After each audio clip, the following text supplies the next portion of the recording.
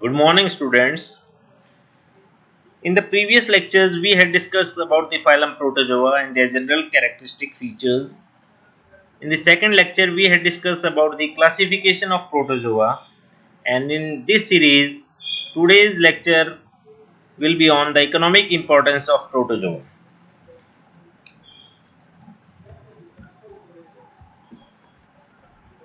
Myself, Balram Sai, Assistant Professor in Zoology, Government Dunga College, Bikaner.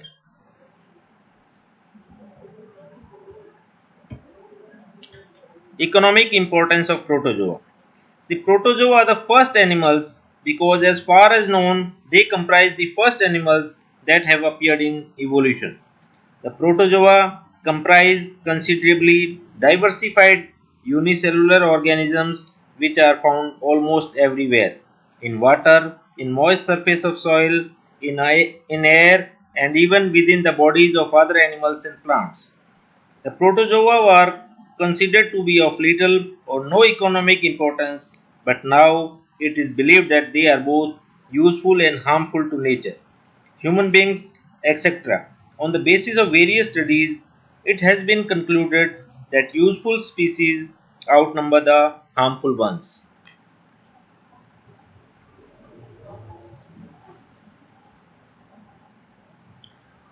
Economic importance of protozoa will be categorized into two categories. First, the beneficial protozoa, then the harmful protozoa. We will take both the categories one by one in the upcoming slides. First, the beneficial protozoa. Protozoa as progenitors of metazoa. There is no doubt that the protozoans were the first animals to arrive on Earth and gave rise to all the metazoa, that is, multicellular animals. Helpful in sanitation. There are a number of protozoa, including flagellates like Bodo, Oikomonas, which occur under the anaerobic conditions, along with the abundant swimming bacteria and carpets of sewage fungus. Protozoa that eat bacteria are most abundant in more polluted conditions in various water bodies. They thus help indirectly in the purification of water.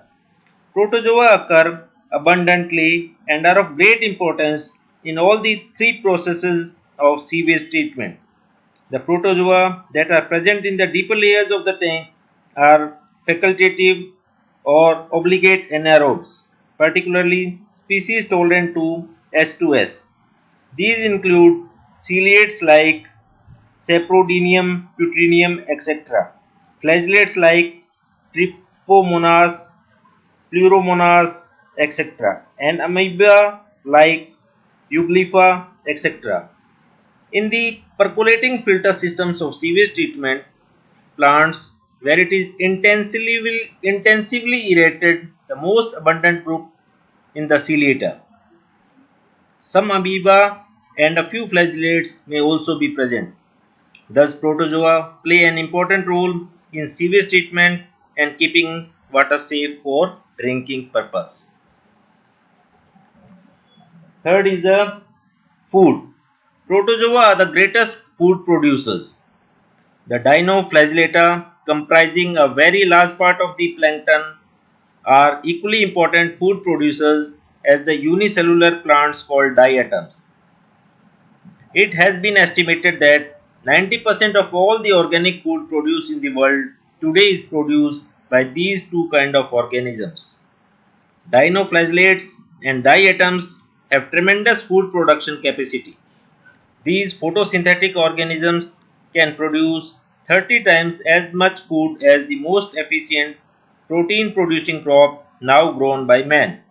For example, 40 tons of these microorganisms can be produced annually on 1 acre of ground, whereas only half ton of soybeans can be grown in the same area. A great deal of time and money is being spent the world over to develop ways and means of producing food from the sea. Most of the sea animals, including some of the 50-meter long whales depend upon planktonic food. Now the commercial uses of protozoa. The skeleton of dead foraminifers and the radiolarians sink to the sea bottom and form the oceanic ooze. This, in due course of time, is converted into limestone rock. The white chalk cliffs of Dover in England and limestone beds of Paris, Cairo, and North America have been formed in this manner. These rocks are used as building materials. The limestone formed by the genus Heliobina has been used to build many buildings in Paris. The pyramids of Egypt are constructed by limestone deposits of nummullite cells. The skeleton deposits are used as filtering agents. Some are made into chalks and others are used as abrasives. Oil exploration. The skeleton deposits of foraminifers and radiolarians are often found in association with oil deposits. Therefore, these help in the location of this important fuel. Scientific study. Many protozoa are used in biological and medical researches because of their small size, simple organization, quick reproduction, and easy availability. For example, Tetrachymena ciliate is used in nutrition research. The effect of various food and poisons have been worked out on this organism. Insect control. Protozoa control harmful insects by parasitizing their body and keeping their population controlled. Now we will discuss the harmful protozoa. First is the pollution of water. Drinking water in natural condition is made unpalatable by the reproduction of some free-living protozoa in it. Odors due to aromatic oil produced by these animals during growth and decomposition make water unfit for drinking purpose. Example: Uroglinopsis, Eudorina, Volvox, etc. impart to water a fishy odor like that of cod liver oil. Berseria gives smell like salt moss.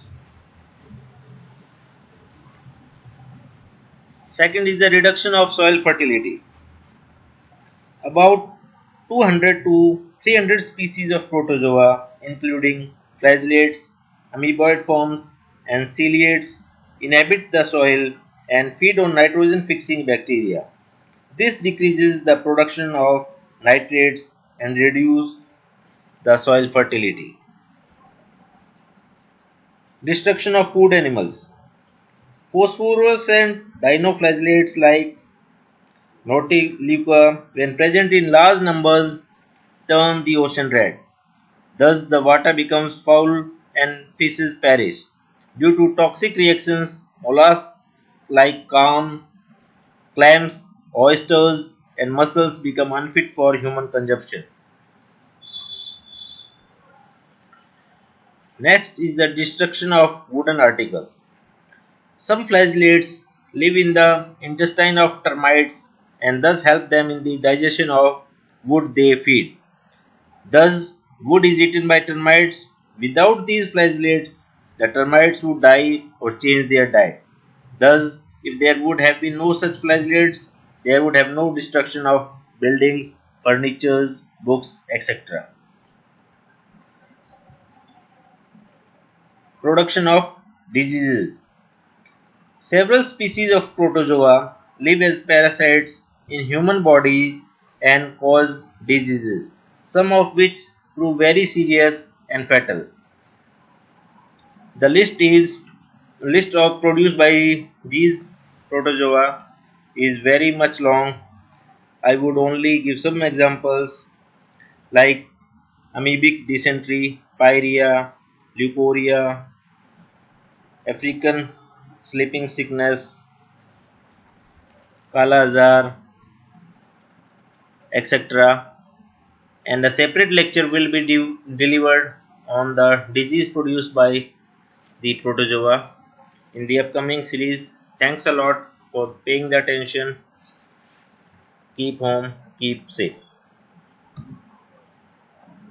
Thanks a lot.